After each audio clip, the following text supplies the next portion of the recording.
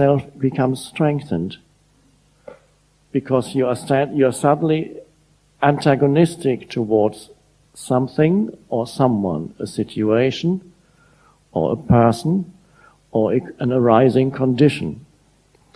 You are antagonistic towards it. There is a tightening, an enhanced sense of separateness between who you are and your surroundings, or the condition, the situation, or the person at this moment. So your sense of separateness through complaining becomes strengthened. There's a contraction that happens, and if you're extremely conscious of your body, you can notice a slight, every time you complain about something in the head, which is so normal, there's a slight contraction in that goes with it. And an important part of complaining is you are right and somebody else is wrong. You are right and another person, or maybe it may be a situation, that this situation is wrong. And I'm complaining about I am right. And that gives an enormously strengthens that sense of self, the me. And everybody's sense of self has that tendency in it, some much more pronounced than others. We have all met people who go through life almost continuously complaining. But it is a collective mindset, the complainer in the head. I'm not talking about accepting everything and never speaking up again. I'm talking about a more subtle complainer. I'm not talking about going to a restaurant and eating the cold soup if it's meant to be hot, and not saying this soup is cold, but I ordered hot soup. There's nothing wrong with that.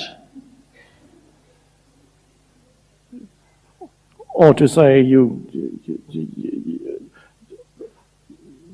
I just got my car, you pick up your car from the workshop and they haven't repaired it, they just charged you for it. So you go back and say, it hasn't been repaired, obviously, because the same thing happened again.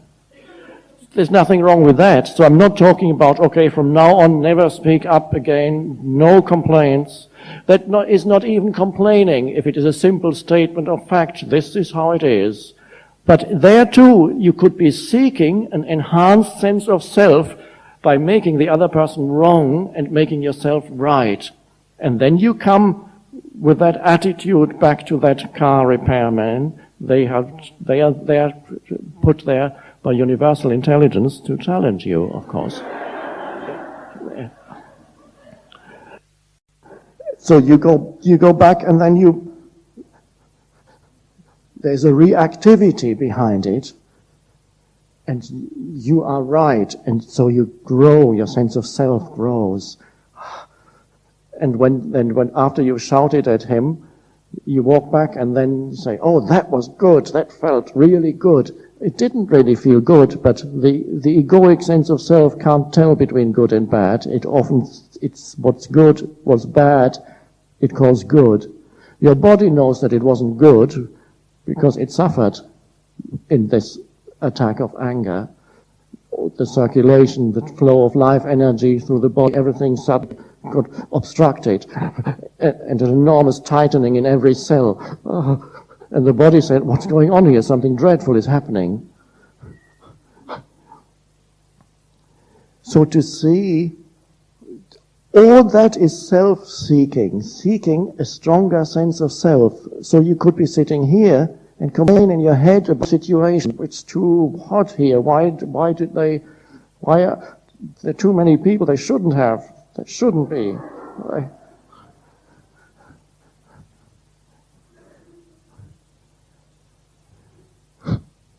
So how do we get, if this is a collective mindset, a self-seeking mindset,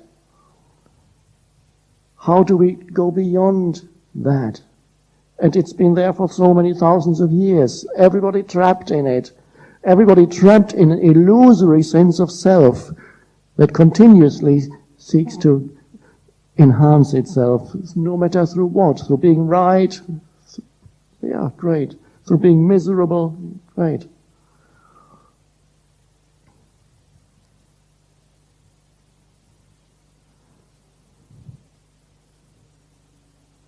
An essential characteristic of that sense of self is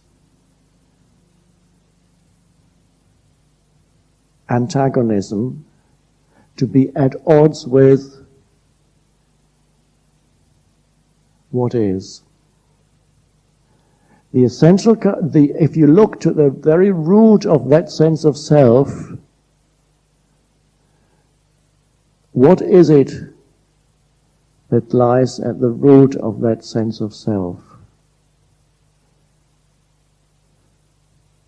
And you could say, to get to the most simple, the most fundamental root of the illusion, it doesn't like what is.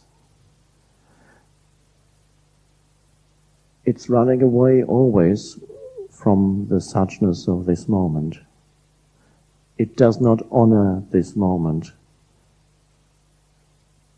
because it's seeking more in the future. So the future is so much more important because that's where the more is that is going to make myself complete. So I'm not going to honor this moment because I don't even want to be here. It's not, I am not enough now.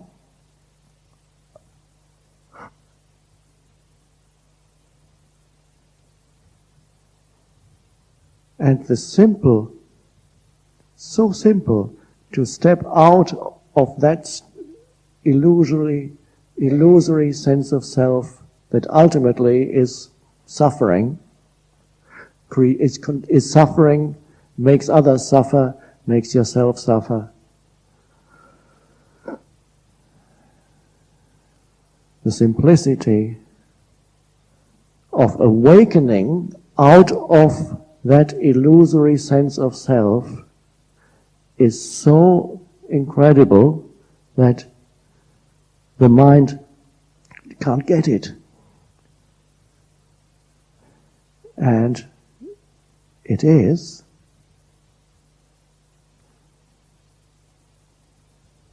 not to fight the present moment internally, not to stand in opposition internally to the suchness of this moment. And that can start with a little thing, like sitting here. Some moderate physical discomfort may arise. Normal tendency is the mind will step in at that moment and complain. Then you can recognize that tendency, the reactivity through which the self strengthens itself, and you can drop it. Or one could say, when you recognize it, and you can recognize that it serves no purpose except to strengthen a sense of self, you can drop it and you can say, it is. This moment is as it is. Now this sounds, that's not, the mind says, what are you saying? That's not enough to awaken, but it is. The word this evening, the mantra that is the teaching of this evening, goes like this: it is. To align yourself with what is now.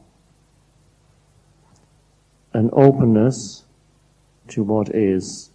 Not a reactive little me complaining, trying to get to the future to complete myself.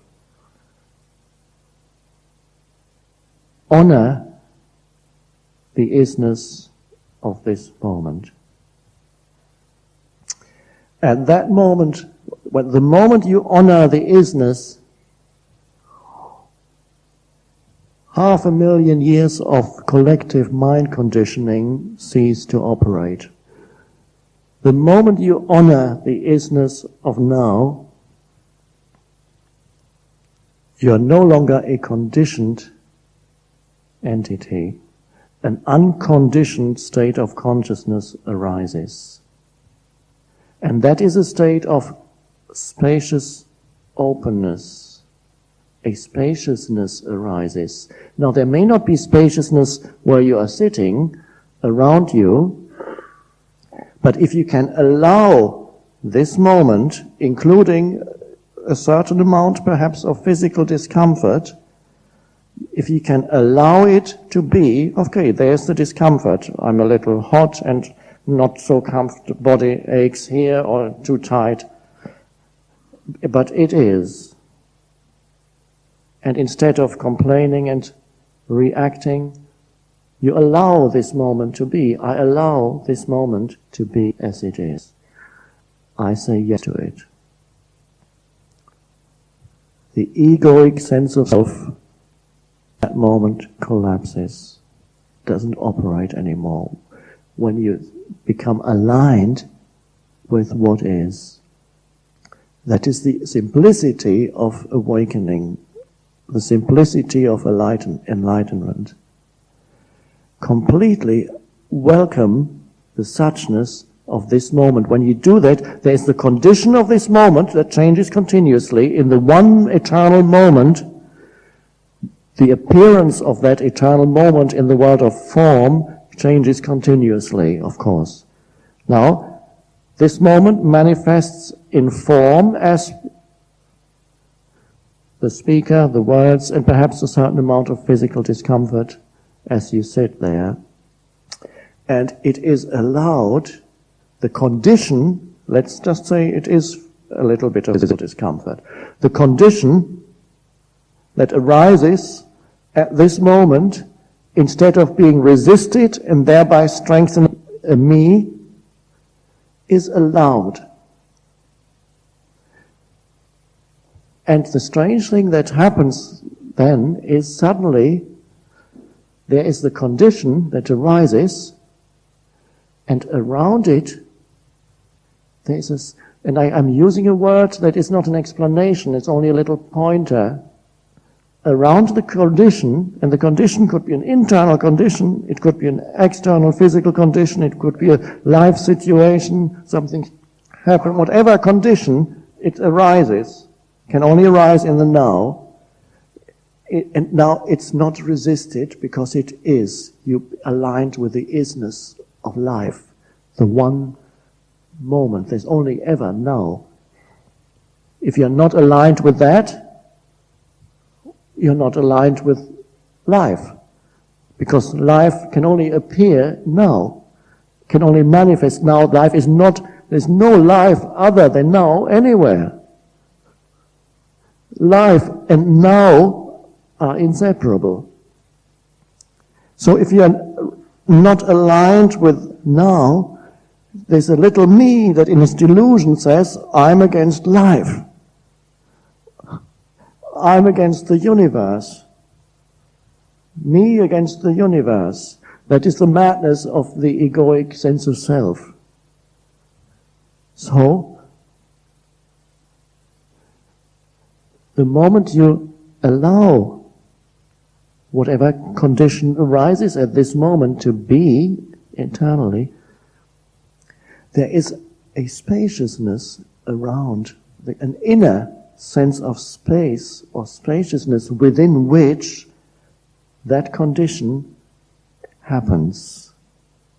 Now, to get what I'm pointing towards, you cannot analyze it mentally, because that spaciousness is the very thing that is beyond the noisy mind. There is no spaciousness in the noisy mind.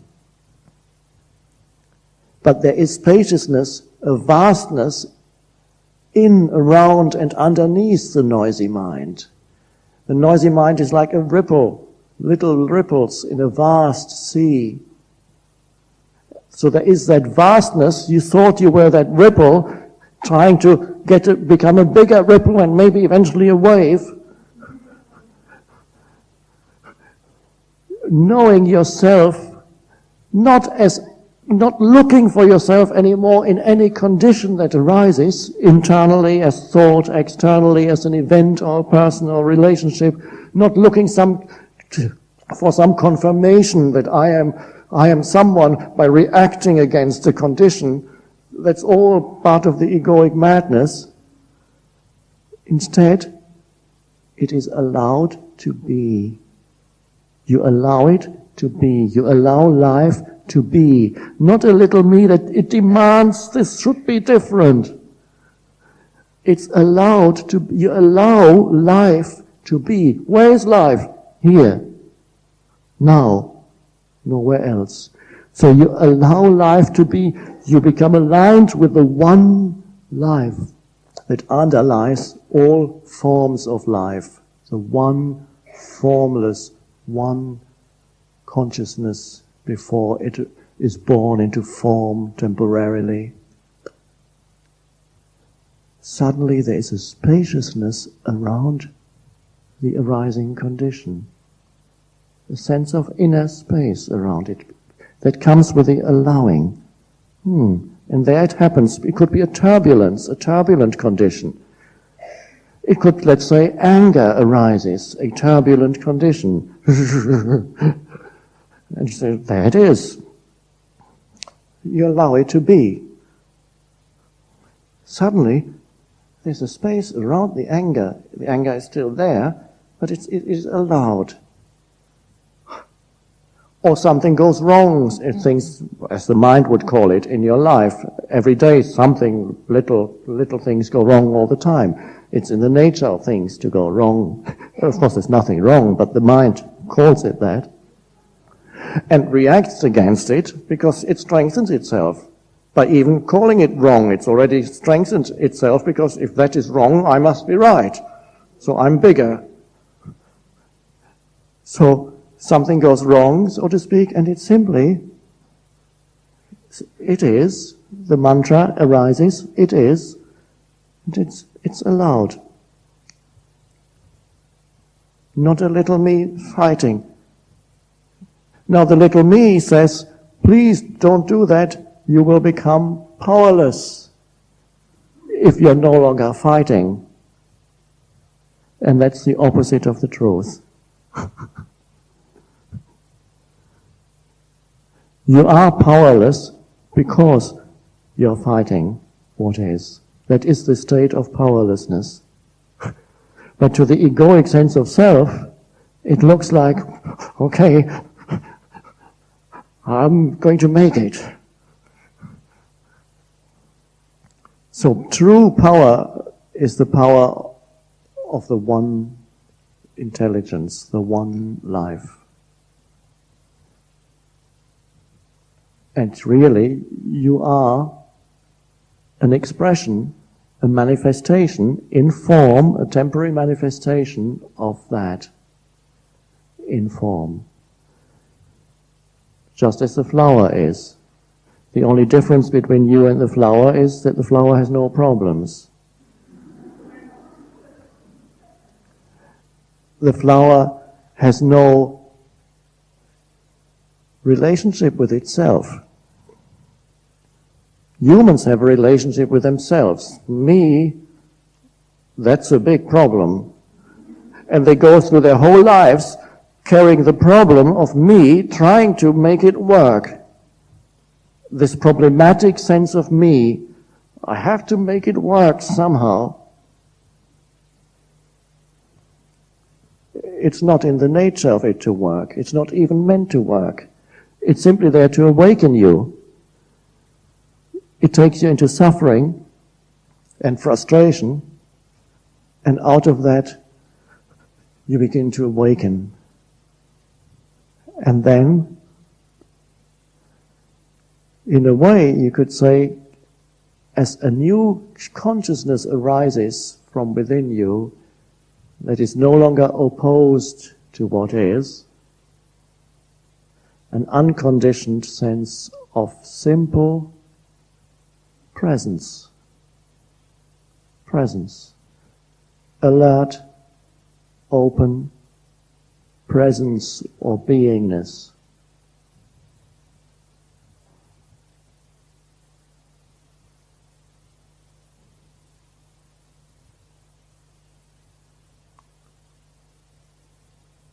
So you awaken out of thought and being trapped in thought, a thought-based sense of self, mental image of me and my story, which is all thought. Not that you deny the form that you are temporarily, that is honored also. That is your temporary form. There's a name, there's a little past, and there's a little future that this form has. And this form interacts with other forms. Nothing wrong with that. There's nothing even wrong with your story, your past. There's only something wrong when you're looking for yourself in it, for that essential sense of self. You're looking for it in the story of me, which is ultimately mental noise. And I'm looking for it to complete itself in the future. So you're looking for yourself in time, where you can never be, because there's no ultimate reality to time. It's inseparable from the human mind. So when you're looking for an identity in and through time, which is the past and the future, where hopefully you will complete yourself, that is the root of suffering and illusion. And that's why life is so problematic. Because you're looking for yourself where you aren't. And the only place where you are, you're not looking, which is now.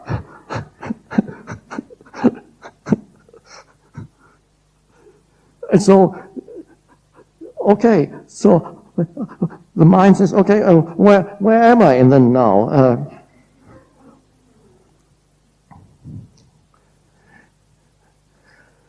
You become friendly with the now.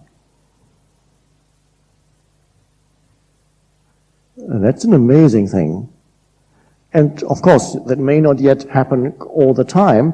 The old condition of being hostile, antagonistic, an enemy of the now will occasionally reassert itself. And as this new state of consciousness arises, the unconditioned consciousness arises for the first time, perhaps on a larger scale on the planet, you will move back and forth. You will move back and again, suddenly the now will be your enemy again. And then you recognize that and you move out, and suddenly the shift happens. And the very same situation is suddenly not resisted anymore, but welcomed. And once you see that suddenly enormous amount of intelligence is freed that before could not operate, you were not intelligent in a true sense, no matter how developed the mind was. That was only a tiny aspect of what true intelligence is. The human mind is a tiny aspect of the vastness of intelligence that expresses itself as the whole universe in form, the flower, the stars, the galaxies, the blade of grass, the animals, the human forms. Or underlying it, one vast intelligence expressing itself in the world of form, playing this beautiful game of form and playing the game of pretending that it doesn't know itself anymore. That's human form. And suddenly, there's an awakening, and you remember who you are. You are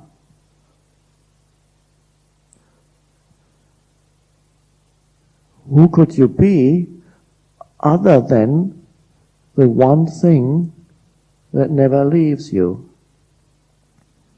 What's the one thing that never leaves you?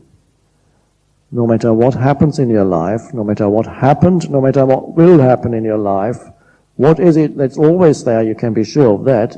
It'll be now. It's always now. It's always now. Nothing can be that's not now. That's the one thing that remains constant, that everything unfolds now. So what is that now?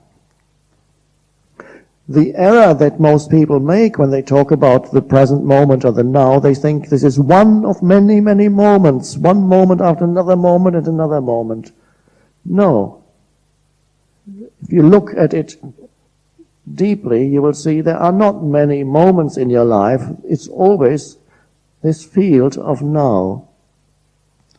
Now, what appears in it changes. As when you leave here, the now appears in a different form. The field of now, something else arises in now, and then it leaves. If you only know that which arises and stand in a reactive relationship to what arises in the now, that is the basis for a personal sense of me, then that's this delusion. All you know is the arising form, and you're trying somehow to look for yourself in the form that arises in the now, external or internal as a thought or a belief or reaction. A form arises externally in the now, you react against it, and you strengthen your own psychological form, the me, by reacting against another form. This is the nature of karma. Action, reaction, action, reaction. And there's no end to it unless you step out and suddenly karma comes to an end through allowing what is to be. This moment, which is the only one, what happens changes continuously, but that doesn't mean that there are many moments. There's only the field of now in which everything is.